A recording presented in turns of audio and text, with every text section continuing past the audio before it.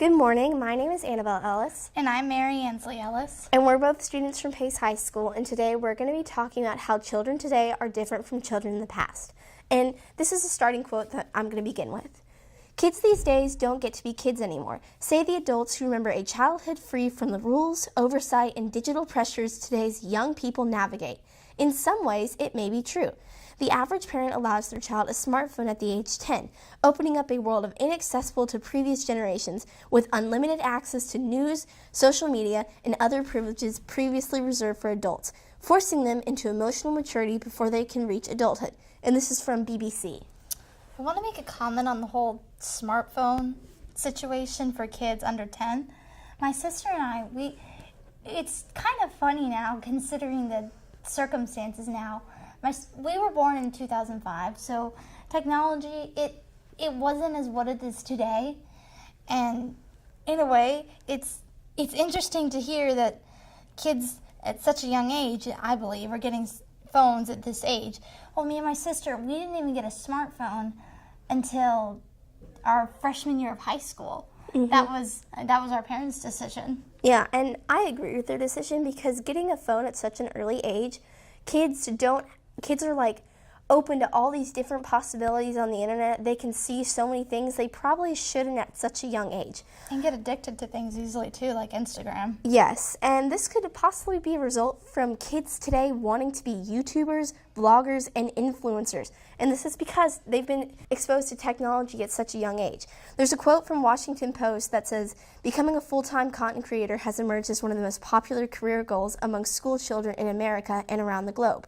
Nearly 30% of kids ages 8 to 12 listed YouTuber as their top career choice in the global survey conducted in 2019 by the Harris Poll and toymaker Lego. More than 3 times those who picked astronaut the same year. A Morning Consult survey of Gen Z and millennials in the United States found that more than half of 13 to 38-year-olds, 54%, wanted to become social media influencers." I kind of find that really interesting because it's just kind of odd in a way to just hear the circumstances about people wanting to be a YouTuber as a career, because I've never wanted to do that as a career. However, I looked into it. I was curious about, like, okay, if someone wanted to do that as a career, what do they have to do? And it's a lot of work. It's not like you can just post a video and go viral overnight and be an internet sensation. It takes a lot of work and it takes a lot of effort. And you'll only get money in a sense if you get sponsorships for people who they want you to promote their products. Mm-hmm. And I think this has been a little negative bit that I have with kids getting phones and all that at such a young age, because that results in that.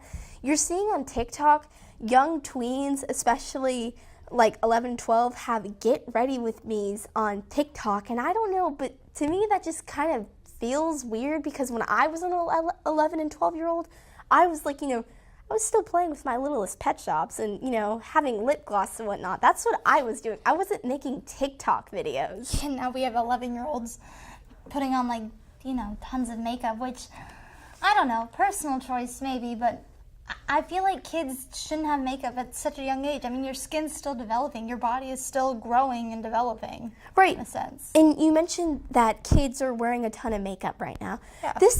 We could go into this with the Sephora kids. You've seen it in the news and articles.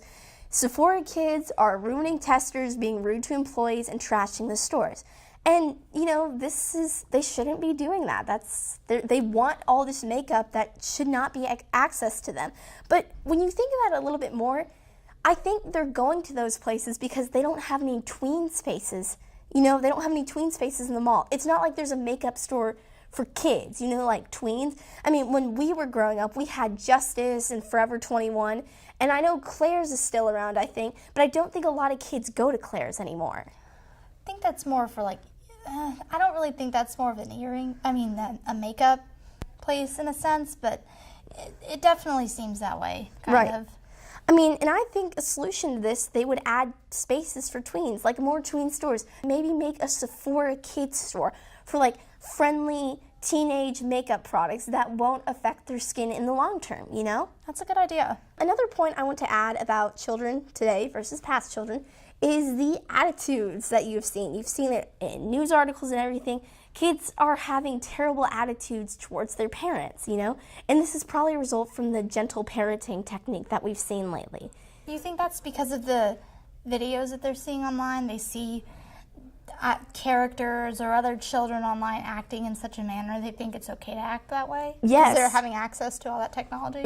I think so, because they have access to technology at such a young age, and they see these characters and people acting inappropriately. They think they're able to act like that. And you can't act like that. I mean, I don't remember any kids, like, acting terribly, like, when we were young, you know? I mean, of course there was the occasional, like, kids fighting a little bit, but it's nothing like today, you know? There does seem to be a difference. I mean, you always have a kid with naughty behavior. I mean, that's run of the mill. You're never not going to have that. But it seems like it's a more prominent, reoccurring theme that's been happening a lot more. But right now, like, especially in the news, you're seeing these articles of kids throwing tantrums in the classroom, you know, and throwing desks at their teachers. I mean, do you think this could also be a result from the gentle parenting / technology at early age aspect?